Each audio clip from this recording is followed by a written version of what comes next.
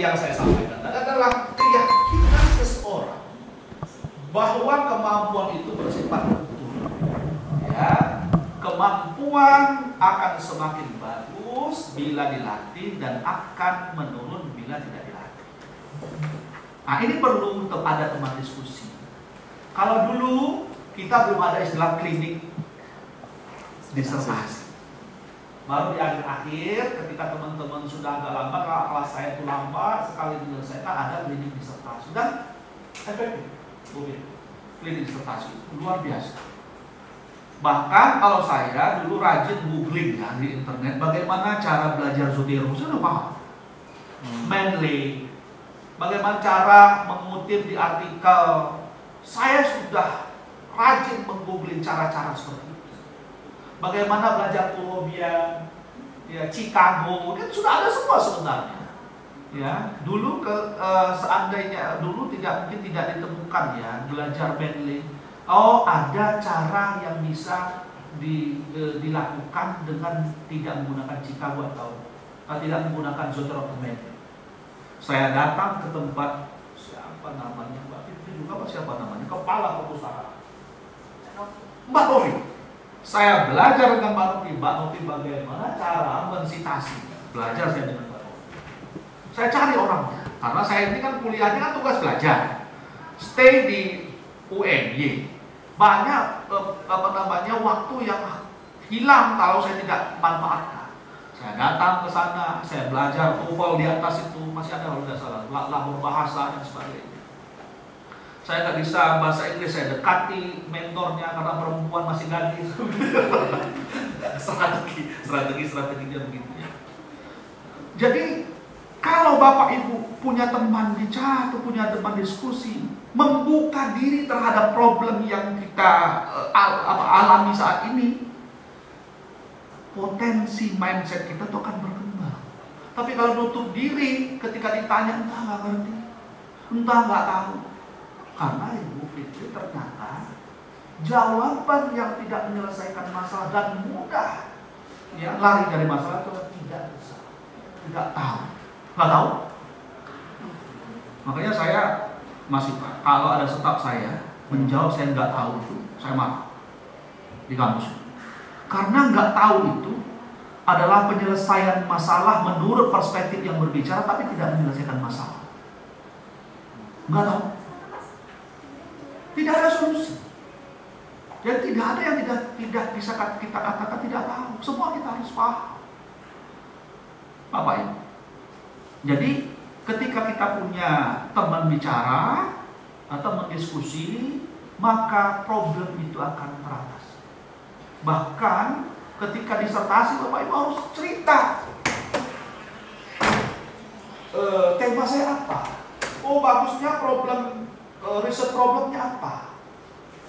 Kan ada dalam teori metode penelitian kualitatif. Bahkan membuat rumusan masalah pada penelitian kualitatif itu tidak bisa kita tentukan sendiri, Bapak. Saya mengajar di pasca sarjana di program doktor metode penelitian kualitatif. Tidak bisa kita tentukan. Harus juga meminta pendapat pakar, meminta pendapat di mana lokus kita menentukan, atau meminta pendapat informan di mana kita akan melakukan sebuah riset. Artinya kita minta pendapat orang. Apalagi Bapak Ibu yang luar biasa ini sama-sama calon doktor yang sudah pengalaman luar biasa, kuliah ini sampai 4 tahun atau 5 tahun. Itu luar biasa itu. Pengalaman luar biasa 5 tahun kuliah 3. Itu ngeri itu Bapak Ibu. Pengetahuannya luar biasa, masa tidak bisa memberikan inspirasi bagi temannya masing-masing. Sebenarnya Bapak Ibu, problem yang kita peroleh pada hari ini sebenarnya para mahasiswa yang lambat kuliah itu hanya kurang komunikasi saja sebenarnya, kurang mampu membuka diri, bercerita kepada teman kanan dan kiri terkait problem yang dihadapi oleh para mahasiswa. Yang kedua, ini barangkali banyak terjadi pada diri kita. Ketika kita punya zone negatif terhadap diri kita dan terhadap orang lain, bahkan berimplikasi terhadap Tuhan, fix mindset kita. itu ada, muncul. Ya, mindset tidak berkembang, pola pikir tidak berkembang ini lawan dari growth mindset ini. Pola pikir tidak berkembang ini meyakini bahwa kemampuan itu bersifat bawaan. Udahlah, memang saya ini kan, ibu saya kan dulu nggak sekolah, tamat SD aja enggak. Ya, saya dulu terlahir sebagai pribadi yang ideal. Saya dulu terlahir sebagai pribadi yang memiliki keterbelakangan mental, misal. Saya lahir pada lingkungan, sebuah lingkungan yang tidak terdidik. Maka wajar dong kalau saya tidak memahami konsep, saya tidak punya motivasi dan sebagainya.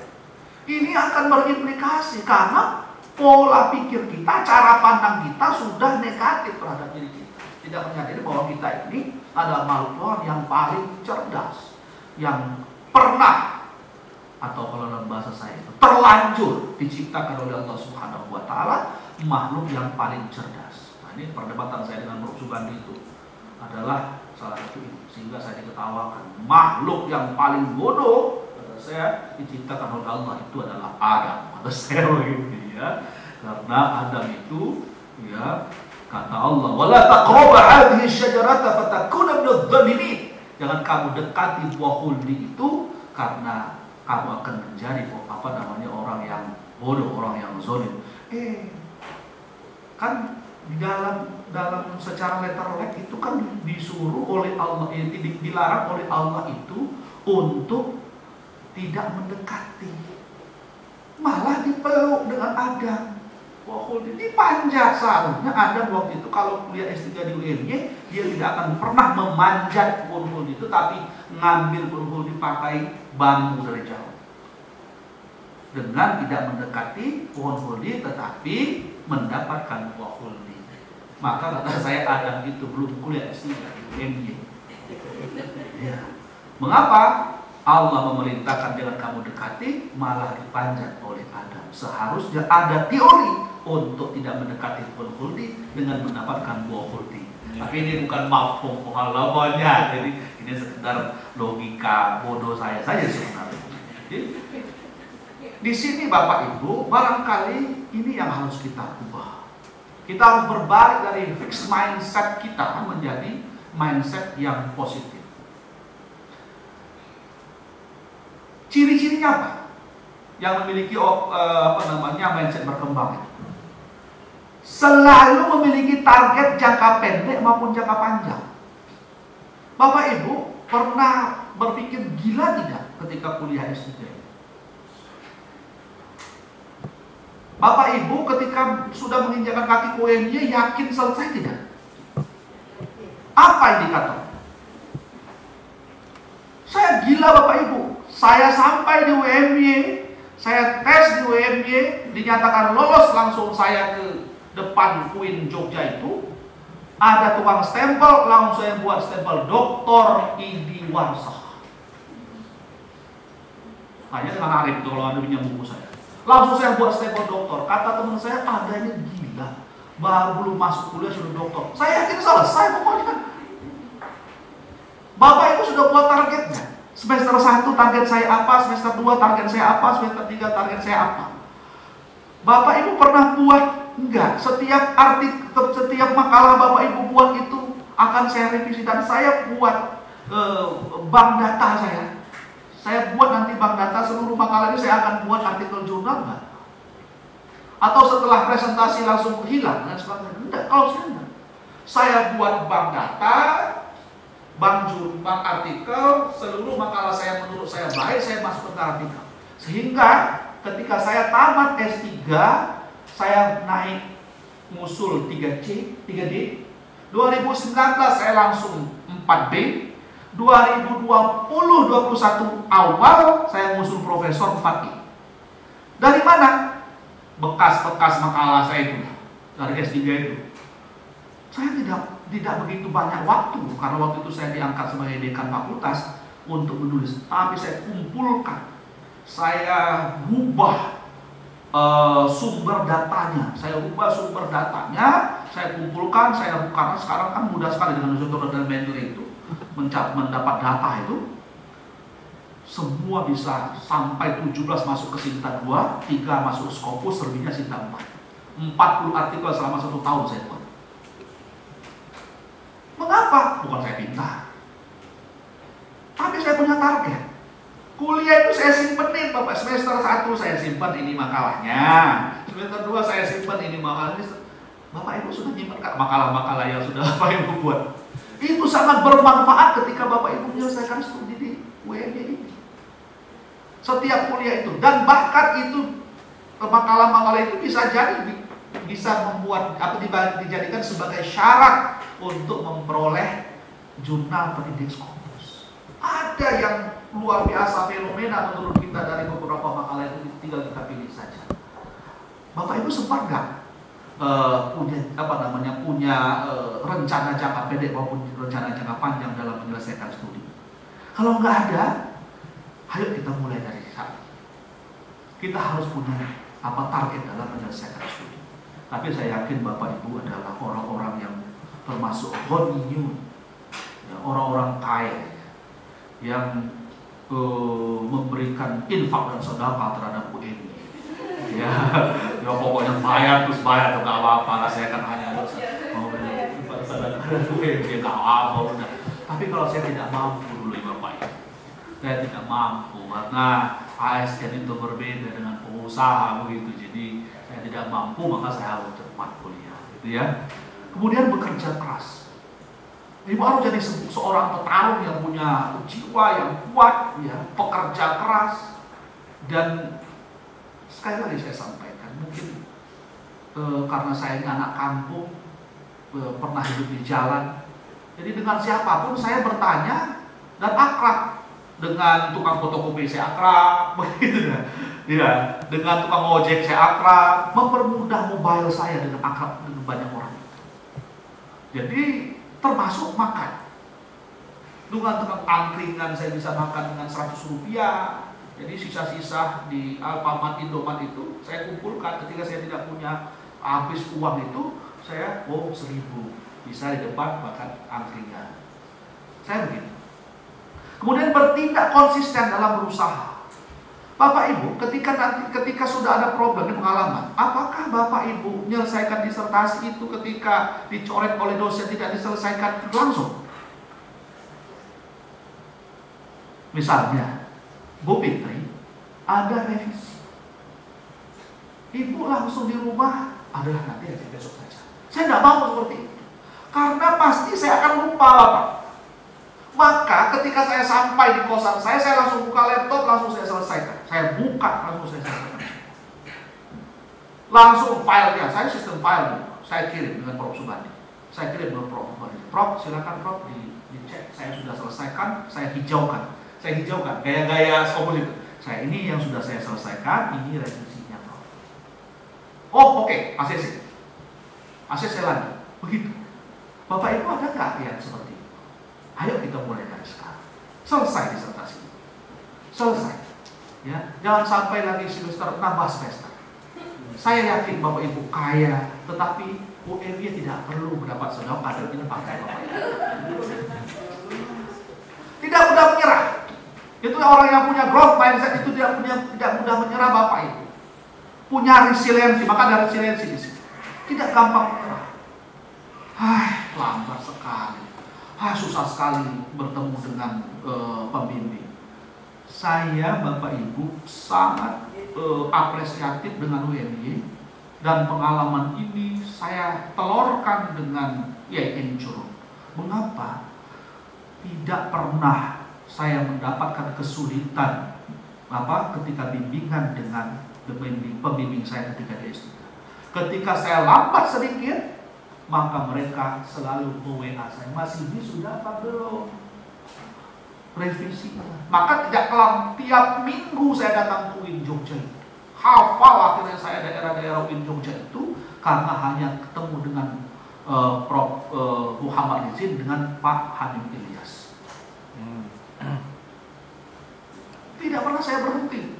Bahkan saya bercerita dengan Mas, saya sangat malu dengan Prof. Siswanto Masuri, ketika saya bimbingan, dia sedang kuliah. Keluar beliau, masih masuk. Ya, ditempatkan di tempat kuliah itu. Mahasiswa sekalian, Ini bimbingan saya dari UMB, calon doktor. Ini sebentar lagi selesai, bla bla bla bla, kan saya malu betul. Oh, punya potensi begini-begini, orang curug ini. Adik-adik sekalian harus termotivasi dengan, akhirnya saya kan juga itu termotivasi. Malu dengan omongan beliau. Itu proses luar biasa.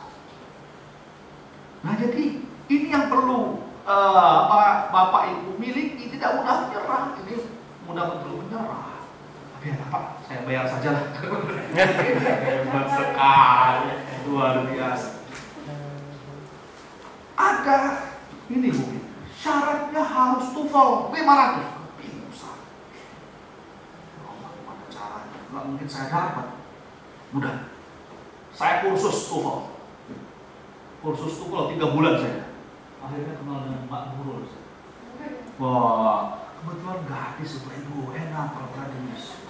Nah, ngobrol saya, dia waktu itu masih energi, masih agak keren lah, ya seperti sekarang. Jadi 3 bulan, 3 kali saya ikut tes TOEFL, nggak lulus. Gimana caranya Pak Nurul? Saya pusing ini. Iya, ya setengah. Kata Mbak Nurul, Pak maaf ya,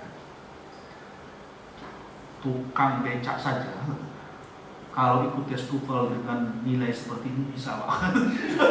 Saya nggak biarin, nggak ada urusan dengan saya, itu saya bisa ujian. Akhirnya saya bisa dapat sertifikat. Nggak tahu, saya nggak usah cerita urusan sertifikat itu. Pendekatan saya dengan Pak Nurul sebenarnya masih Pak. Dapatlah, udah berapa 3-4 kali saya kursus juga nggak paham saya kan. Nggak pernah nggak sekolah. Saya kan SMP nggak sekolah. Berhenti sekolah 5 tahun. Nggak berpikir saya mau kayak kuliah S3 dan sebagainya. Pernah jadi nelayan saya, pernah buka rimba saya, kata saya sampai tadi, untung saya tidak jadi tukang copet. Ya, semua aktivitas jalan itu pernah saya lakukan. Maka didekatkan dengan harus diwajibkan mengambil TOEFL. Gimana ceritanya? Saya nggak pernah belajar bahasa Inggris. Di aliyah itu hanya mendapat pelajaran bahasa Inggris, di kuliah mendapatkan pelajaran bahasa Inggris, dan tidak pernah paham dengan TOEFL itu apa. Nekat saja, udah optimis saja. Pokoknya orang bisa, kita harus bisa. Selesai saya urusan TOEFL itu. Strategi loh Pak. Strategi. Oke, jangan ditiru ya. Kemudian melihat kegagalan sebagai sebuah peluang belajar. Saya pernah tidak sekolah. Saya berhenti kuliah 5 tahun, sekolah 5 tahun.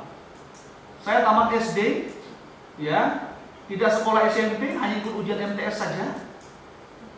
Saya kerjanya serabutan, pernah cari kerja di Tangerang tahun 94. Saya masuk aliyah, di aliyah seharusnya saya tamat SMA 95, akhirnya 97 karena sambil mecah batu. Kalau di aliyah dapat gaji, saya langsung ke Gramedia. Saya udah paham betul Gramedia dulu. Saya hobi betul beli buku, tapi bacanya kurang. Saya mengumpulkan banyak buku, saya hitung buku saya itu selama kuliah di UMB itu ada 5 kardus. Saya bawa melalui sana 5 kardus buku saya. Bahkan ada 50-70 buku sekarang masih ada dengan Mas Timbul. Iya, masih ada sampai sekarang. Gak kebayar saya. Buku saya hobi betul beli buku sampai sekarang. Bacanya enggak. Saya senang sekali melihat cerita-cerita sinopsis dalam buku. Melihat kegagalan sebagai sebuah peluang belajar. Saya adalah pribadi yang gagal. Pernah gagal dalam studi. Yang penting saya kuliah saja, ngalir saja. Yang penting orang kuliah, saya kuliah. Ya, alhamdulillah Bu. Jadi saya mendapat penghargaan dalam studi itu agak sering. S1 saya dulu karena kuliah tua ya. S1 itu saya usia 23 tahun, baru semester 1. Semester 1 23 tahun. Mungkin adik sudah S3 ya. Ini semester berapa ya? Belum S3. Semester berapa ya? Sebelum S2? Iya, udah selesai sudah. Oh, sudah S2 ya? Mau S3. Usia berapa sekarang? 24. 24 itu saya baru semester 2 S1. kuliah jalan kaki 4 kilo. Susah sekali hidup saya, nunggu masjid. Dapat beasiswa itu hanya yang orbit, Habibie Center. Kehidupan saya hanya membuat kaligrafi di masjid-masjid dengan ngajar ngaji, itulah kehidupan saya. Selesai 2003, seharusnya selesai 99. Saya baru masuk kuliah 99, teman-teman udah selesai. 2000 juga selesai, saya pada dapat terbaik gitu. IP 3,80 gitu. 2003. 2004 diangkat jadi pegawai negeri, lari saya 2007 ke Cirebon, saya ngambil kuliah tanpa izin, hampir dipecat dari PNS. Ke Cirebon 2009, saya selesai dengan IP 3,90, kuliah ke UMY dengan IP 3,91 ketika.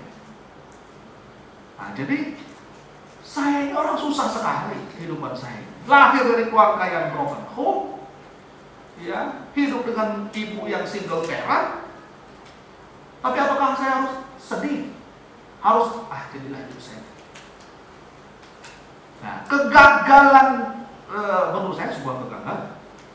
Seharusnya saya sudah seperti Mas Yusuf, ya, bisa kuliah di luar negeri. Tapi karena saya tidak bisa bahasa Inggris saya agak belepotan, apalagi bahasa Inggris. Jadi kesempatan tuh kecil buat saya untuk kuliah ketika itu. Habis saya kejar aja, kuliah di mana aja udah nggak apa-apa. Yang penting saya punya bekal, punya basis. Maka pikiran saya ketika itu, ketika kita punya basis, maka kita tidak akan dipandang orang sebelah mata. Mohon maaf, Pak. Saya usia 23 tahun, tamat SMA sampai 23 tahun itu perempuan. Ini maaf, ini cerita laki-laki ya. Perempuan saya nggak mau dekat sama saya. Mau saya tamat SD. Itu, apalagi mau dapat sebuah pekerjaan. Maka saya terpikir, ini harus kuliah ini, harus sekolah ini. Saya ikut ujian MTS, masuk Alia, saya cari, saya kejar di mana saya bisa kuliah. Akhirnya saya berantau ke Bengkulu. Ya, saya tahu kampus di perguruan tinggi negeri ada di sana. Kuliahnya murah, SPP-nya cuma 200.000 ketika itu kuliah. Sampai tamat saya beasiswa. Sampai selesai. Nah, jadi kegagalan ini seharusnya Bapak Ibu menjadi bahan bekal kita untuk bangkit. Bapak gagal, mungkin ada yang sempat ganti pembimbing dan sebagainya, atau sempat ganti proposal, itu gagal sebenarnya. Ya. Sempat ganti proposal itu gagal. Nah, tapi kita harus bangkit untuk belajar. Bersikap resiliensi ketika jatuh. Jangan move on-nya jangan terlalu lama. Ketika jatuh, langsung bangkit, daya lentingnya. Makanya kata Prof. Subandi, orang yang punya daya lenting tinggi itu adalah seperti tahu bola yang untuk mainan anak-anak. Ketika dilempar sekeras-kerasnya, ketika sekeras apapun problem yang kita hadapi, maka daya lenting kita akan menjadi tinggi. Seharusnya begitu resiliensi dalam psikologi positif. Tapi kalau itu malah Bapak Ibu problem masalah besar ternyata tidak melebihi, itu harus kita pertanyakan. Disinilah bicaranya tentang mindset kita, zone kita sebenarnya.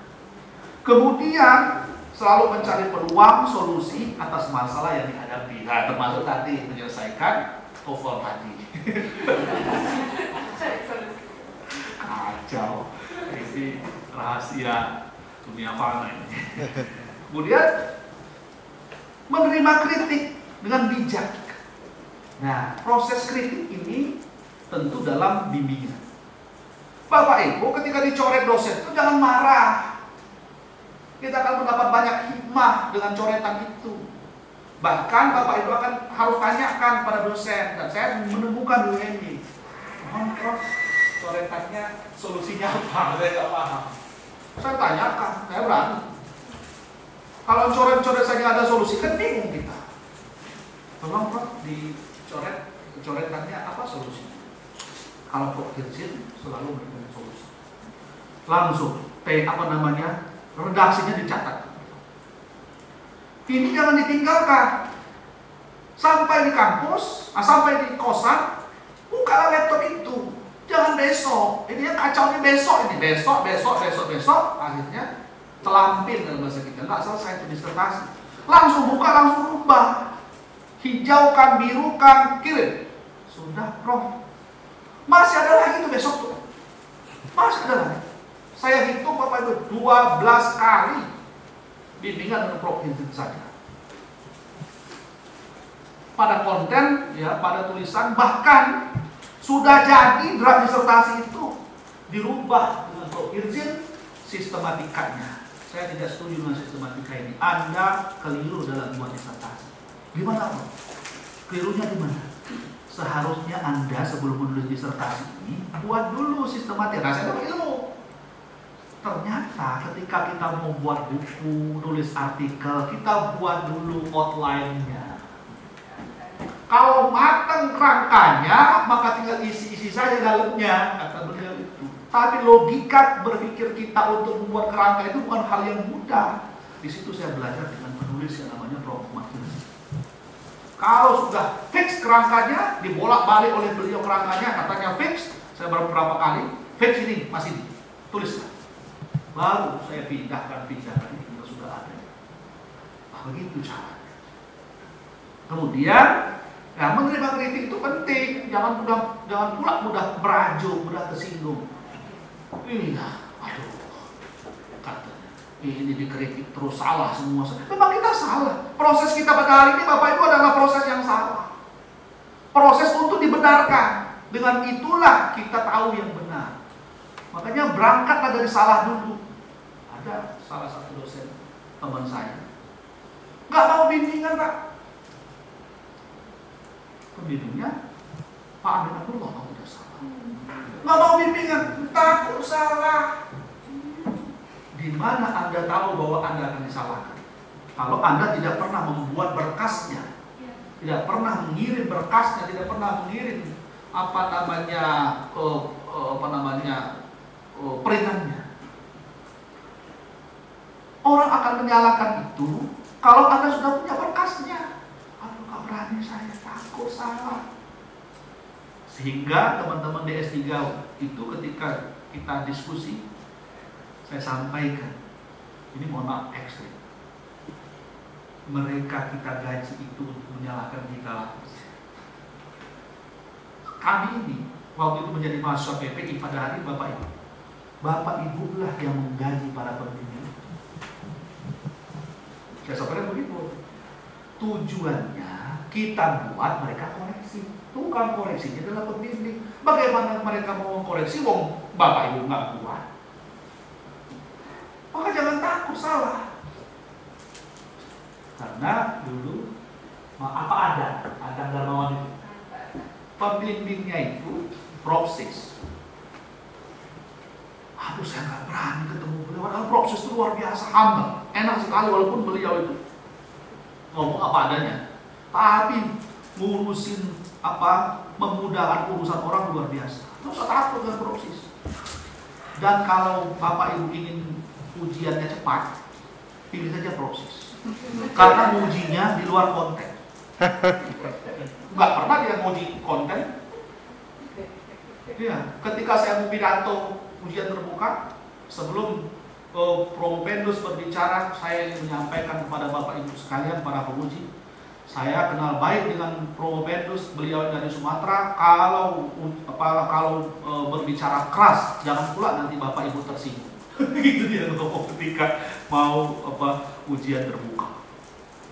Jadi membantu orang itu luar biasa, walaupun beliau kaku menurut kita. Tadi kan pikiran negatif itu kaku, ternyata luar biasa membantu orang, mempermudah urusan orang. Lain apa ya? Menerima saran yang bijak sebagai refleksi, ya, meskipun tidak semua saran itu perlu kita ambil. Ada ketemu beberapa mahasiswa yang minta pendapat dengan saya, masih gimana saya antara Bu Akif dengan saya lupa saya berbeda cara pandang. Gini caranya, buat untuk Bu Akif, buat untuk pembimbing promotor 1, buat untuk promotor 2. Urusan nanti bertemu di apa? Di ujian urusan belakang, yang penting ACC dulu. Saya gitu. Oh, Bu Akib dulu baru saya jadi dokter tuh luar biasa, idealis sekali. Evaluasi, dosen evaluasi. Saya nggak pernah kuliah, alhamdulillah saya nggak ketemu Bu Akib. Oh, itu kata teman-teman susah sekali. Nah, caranya begitu. Buat disertasi satu untuk Bu Akib, satu untuk ACC semua, baru disatukan nanti. Urusan nanti Anda berproblem di apa? Di ujian dulu sudah berproses. Iya kan? Nggak ada ujian tertentu nggak lulus, nggak ada. Tapi Anda dibantai habis-habisan sampai terkeringat. Ujian tertentu Bapak Ibu paling mengerikan. Saya harus sampaikan. Tapi harus optimis. Mengapa? Mengapa paling mengerikan? Apa kelebihannya paling mengerikan? Nggak usah takut, karena tidak dilihat orang Bapak Ibu. Nggak bisa jawab dulu nggak apa-apa. Oh, nggak kelihatan orang. Kalau sudah tertutup, hasil revisinya sudah bisa terbuka. Promosi itu tidak ada yang tidak lolos dan boleh tidak menjawab. Saya sampaikan. Kalau promosi dokter itu boleh tidak menjawab, tapi kan malu, masa dokter tidak bisa menjawab? Nah begitu. Dan situ optimistik kita. Jangan Bapak Ibu menganggap bahwa ujian tertutup itu enak, Pak. Hal-hal yang tidak penting ditanyakan di sana, Pak. Iya, tapi tertutup, Pak. Nggak kelihatan, kita nggak ada malunya. Cuek aja, Pak. Nggak usah takut, Pak ya. Lewati aja, Pak. Lewati. Pokoknya bisa. Saya bisa. Mampu. Saya mampu. Nggak usah khawatir, karena tidak dilihat orang. Kalau dilihat orang malu, Pak. Aduh, saya ngomongnya udah kayak Bambang Pacul ya. Malu, Pak. Hal-hal yang tidak penting ditanya. Saudara calon profesor. Ini tidak penting. Saya nggak kepikiran. Babon disertasikannya apa? Wah, saya dengan bangganya itu.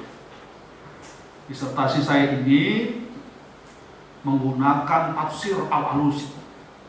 Ruhul Ma'ani fi tafsir Al-Quran wa Tuqul Masani. Pernah saya cerita dengan apa arti Ruhul Ma'ani? Kok nanya judul? Saya nggak pernah tahu artinya. Wong saya kan paham-paham. Baru ngaji 1 semester di penamaan ayat. Ruhul Ma'ani. Oh, ini Prof. Ruh makna. Aduh, di mana kok Anda bisa menulis disertasi dengan tafsir asli ini? Anda tidak paham Ruhul Ma'ani saja. Coba nanti cari lagi. Dibentak-bentak saya. Jadi Anda menerjemahkan ini dengan siapa ini? Jangan-jangan Anda, betul Prof, saya tidak menerjemahkan. Saya bukan saya menerjemahkan. Tapi teman-teman saya rebut di teman-teman dosen. Maaf, saya jujur saja, saya cuek saja, mau ngapain, sudah sampai tertutup kan.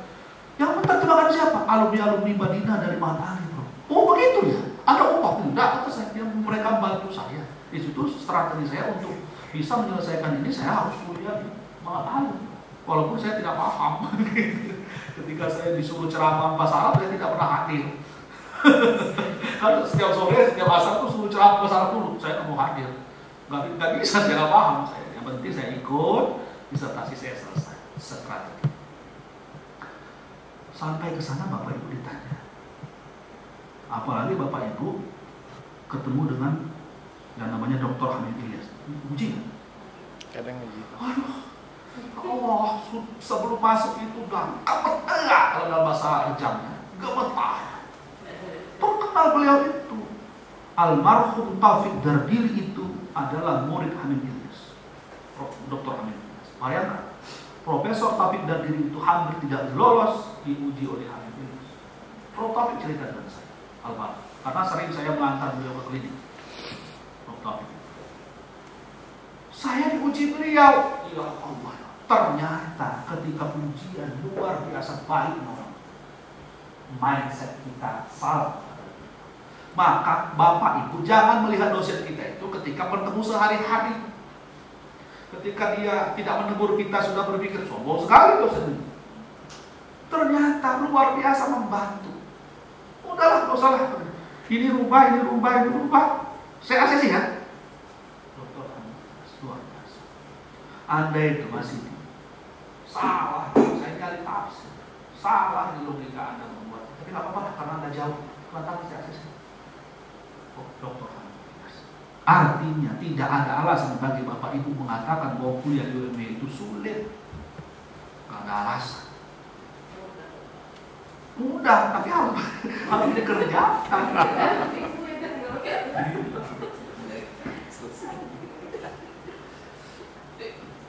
Nah, ini cirinya. Fixed mindset itu memiliki target, namun target bisa berubah-ubah, tidak konsisten. Raso-raso dalam bahasa bahasa Sumatera, raso-raso selesai raso tidak. Woi. Sudah itu ketika tidak agak berseberangan dengan pembimbing, langsung ketemu Mas Pak Ketua Prodi, tolong ganti pembimbing saya. Ada nggak ya? Nggak ada kayaknya. Gak bisa Pak.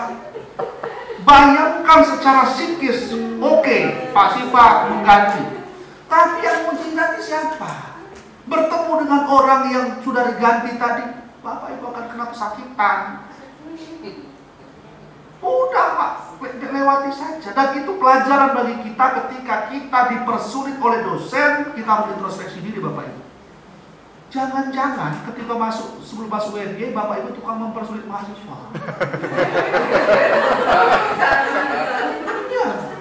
Karena begini, saya merasa betul, saya tidak pernah memberikan nilai C selama saya mengajar di S1 dan S2 ketika saya mengajar.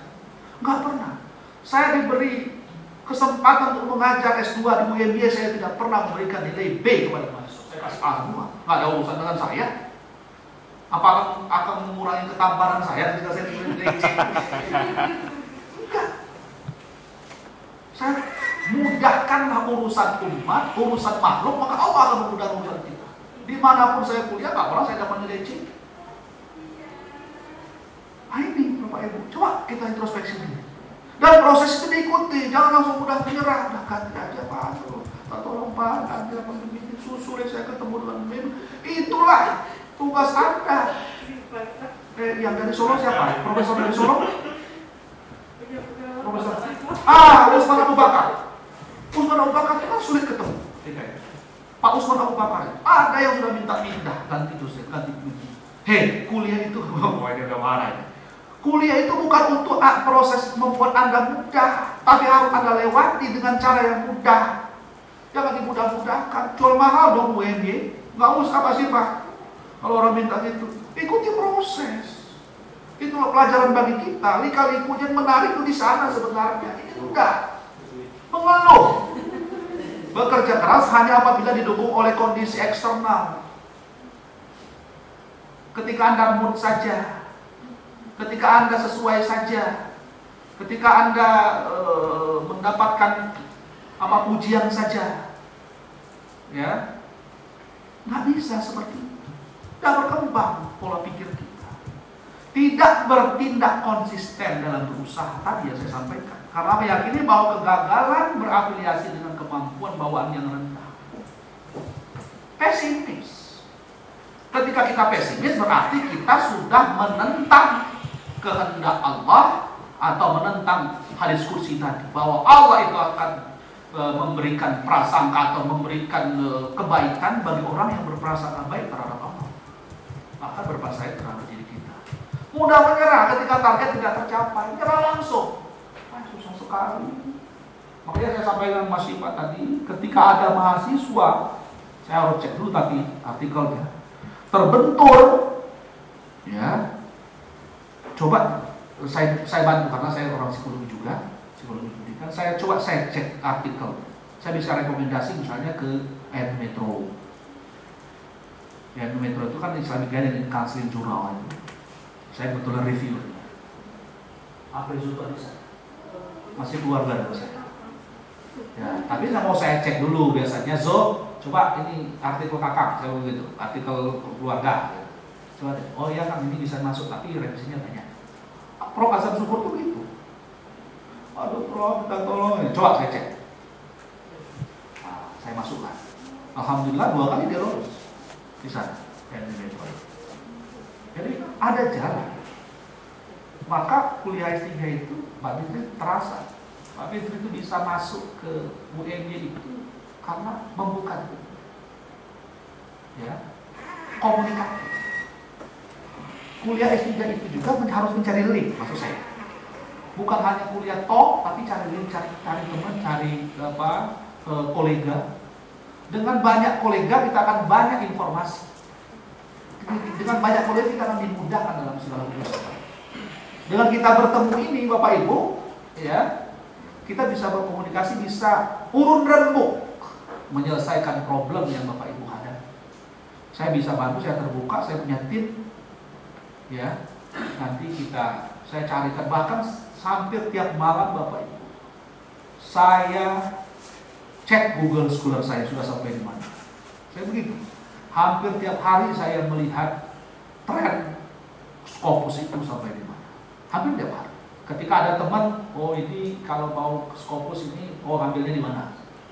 Saya belajar tren. Makanya saya sampaikan dengan mahasiswa tadi, kalau di Islamic Studies atau di psikologi juga, carilah tempat di mana wilayah itu dalam keadaan area konflik. Itu mudah biasanya Scopusnya dan free biasanya. Misalnya Rusia Federasi itu mudah, nggak bayar biasanya. Dan cepat, kalau 3 bulan didiemin itu biasanya dapat. Biasanya ditolak tuh di 3 bulan. Enak. Tapi kalau minta LOA duluan, nggak ada, pasti bayar dan pasti predator, nipu itu. Dan UNY saya tuh ngomong pernah tertipu oleh mahasiswa itu sampai tertipu. Dan LOA itu hati-hati, Mbak Fitri, Bu Fitri. LOA itu bisa di copy paste, bisa dibuat sendiri. Jangan percaya dengan LOA. Jadi kalau kami di Jaikin Coro masih cukup dengan Sinta 2. Tapi kami kasih batasan karena saya tahu ada beberapa Sinta 2 yang predatory. Kami tolak. Termasuk ketika nanti jurnal terindeks Scopus yang predatory kita akan batasi. Tidak boleh. Misalnya Hindawi tidak boleh. ATS tidak boleh. Nah, jurnal-jurnal seperti itu tidak boleh untuk dijadikan syarat. Mending jurnal yang tidak ada SGA-nya, tapi dia sudah Scopus. Kalau jurnal misalnya kita ambil cerita jurnal, semester ini 30 terbit, besok 50 bukan kan bisa. India bagus nggak? Ada yang bagus, ada juga yang tidak bagus. Itu jadi coba Bapak Ibu di samping kuliah ini, ayo kita sama-sama mencari jaringan. Kuliah itu bukan hanya kuliah di kampus saja, tapi tetap mencari jaringan. Tapi saya yakin Bapak Ibu sudah punya jaringan yang banyak untuk kepentingan penyelesaian studi.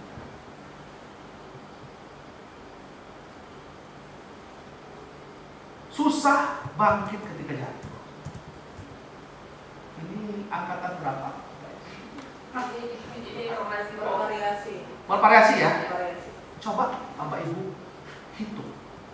Satu angkatan berapa orang, satu angkatan berapa yang selesai, berapa yang tidak selesai sama sekali. Dan tidak ada kabar. Barangkali mereka masuk kategori susah bangkit ketika jatuh. Apa tugas kita semua? Motivasi. Itulah tugas kita satu kelas, saudara kita. Panggil, apa problemnya? Kalau saya panggil, saya ajak ngobrol. Apa problemnya? Ada yang bisa saya bantu atau tidak? Ada yang bisa saya diskusikan atau tidak? Kalau didiskusikan, ini cara kita satu kelas itu. Jangan putus silaturahim, buat satu kelompok, diskusi dalam satu kelompok. Bertanya, kira-kira kalau judul ini rumusan masalahnya apa? Yang menjadi latar belakang apa? Maka Bapak Ibu pada hari ini apa yang harus dilakukan yang belum betul-betul memulai di disertasi? Rajin membaca riset orang. Jangan rajin baca status orang. Rajin baca riset orang. Yang paling tidak riset-riset yang sudah terpublish di Sinta 2 kalau bahasa Inggris. Kemudian menghindari tantangan untuk menghindari kegagalan. ini fix mindset. Ya, cenderung tidak tekun. Nah, ini saya sampaikan tadi.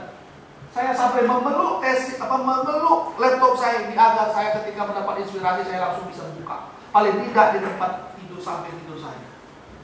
Paling tidak di bawah tempat tidur saya. Ketika saya punya inspirasi, maka saya langsung buka laptop itu. Mengapa? Coba Bapak Ibu rasakan, ketika disertasi Bapak Ibu sudah selesai, baca dari A sampai Z, pasti akan bertambah.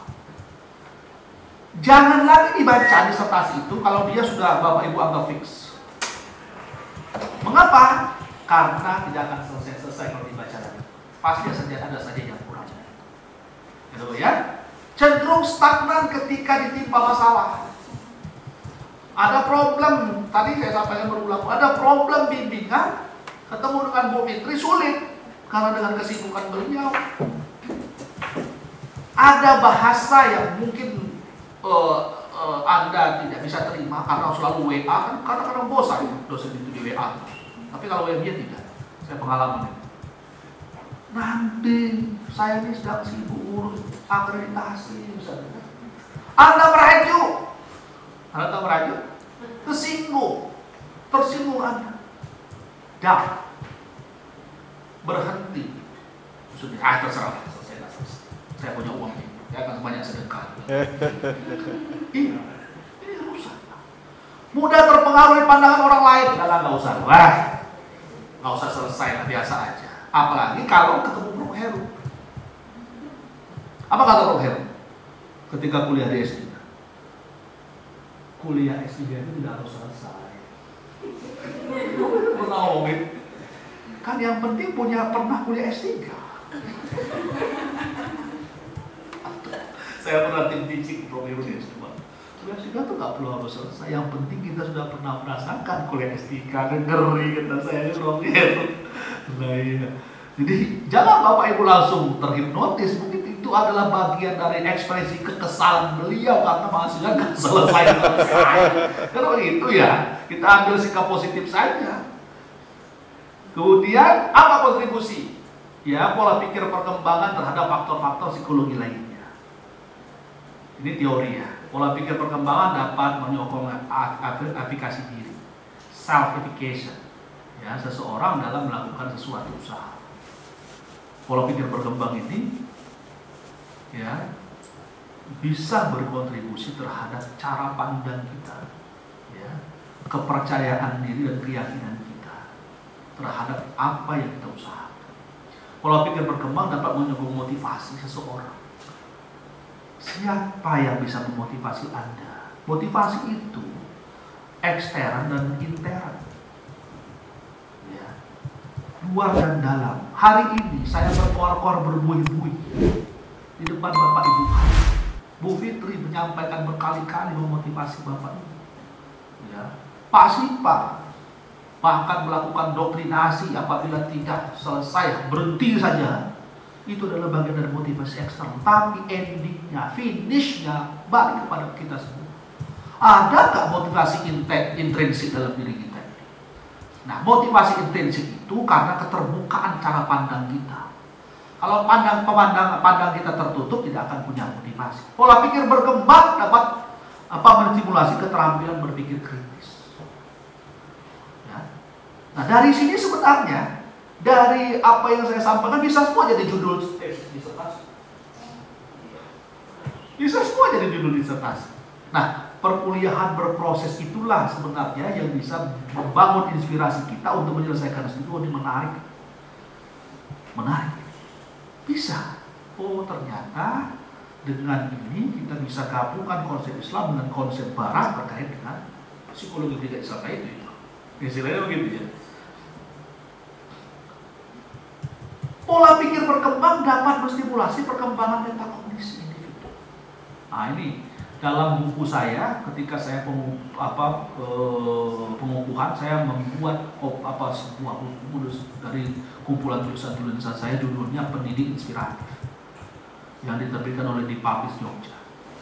Itu masuk semua pada konsep-konsep ini. Kemudian fokus pada proses, ya, daripada hasil. Fokus Hasil yang baik itu karena proses yang baik. Ya, sugesti diri. Nah ini kan ini bagian dari konsep afektif ya. Tadi berpikir positif itu menjadi penting.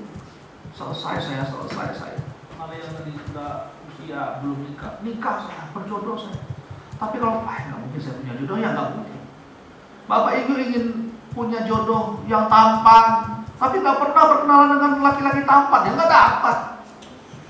Iya, referensi ibu kurang, kurang referensi.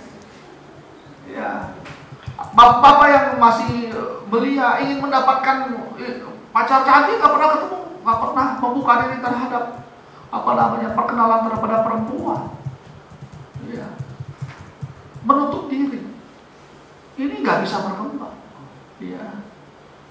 Kemudian mencari umpan balik ya, konstruktif dari orang lain. Nah ini perlunya berdiskusi tadi saya sampaikan. Terbuka pada kritik, tidak terpaut pada pujian. Ingat, kita tidak boleh memuji orang di depan orang yang kita atau kita menerima. Jangan mudah kita terlena dengan pujian orang. Anda luar biasa, Anda keren, Anda hebat dan sebagainya. Boleh-boleh saja, tapi tidak boleh tidak terlena. Mencari tantangan untuk perbaikan diri. Ini yang sering saya lakukan. Ketika saya ditantang oleh dosen, pembimbing, Anda harus begini-begini, saya layani. Saya tidak mau pesimis. Jadi proses ini perlu Bapak Ibu lewat. Menghadapi tantangan dengan berani. Membuat rencana dan tujuan, belajar dari kegagalan yang atau suatu kesalahan. Ini kesimpulan yang kita sampaikan tadi. Mencari inspirasi dari orang lain. Bahkan saya lupa, ada beberapa dosen yang mengajari saya di UMB ini. Anda harus banyak membaca buku biografi orang. Bagaimana mereka berkembang? Bagaimana Anda harus baca buku tentang Ahmad Dahlan. Anda harus baca buku tentang bagaimana biografi Azumarda anak Lubu Alu. Ya. Anda harus banyak baca biografi tentang siapapun yang luar biasa di Indonesia. Ya. Yakinkan diri Anda bahwa kemampuan dapat dipelajari dan berkembang. Harus yakin. Ini namanya sesuatu positif atau mindset, growth mindset. Fokus pada usaha dan bukan bakat. Anda mengatakan bahwa diri Anda pintar, tapi Anda kita tidak mampu menyelesaikan masalah, berarti kita hanya pintar dari segi kognitif, tapi tidak cerdas dari segi aspek apapun. Karena kepintaran itu bisa diukur, kalau kecerdasan itu banyak aspek, banyak value, banyak nilai yang ada di dalam sebuah kecerdasan. Maaf kalau saya agak terlalu cepat ngomong ini, karena hampir setengah 12. Hanya nggak jadi jalan-jalan saya. Strategi meningkatkan pola pikir berkembang. Lanjutnya, hindari perbandingan diri dengan orang lain. Wajar kalau dia itu A, B, C, dan D. Nggak usah dipikir. Mereka sudah melewati. Saya, Bu Fitri, dengan Pak Sipa, itu sudah melewati proses ini. Nggak usah dipikirkan. Dan ketika Anda sudah selesai di S3 ini, jangan ketika berhadapan dengan orang yang lebih rendah dari Anda, misalnya mahasiswa Anda, jangan memposisikan mahasiswa Anda itu dengan diri Anda. Nggak ada.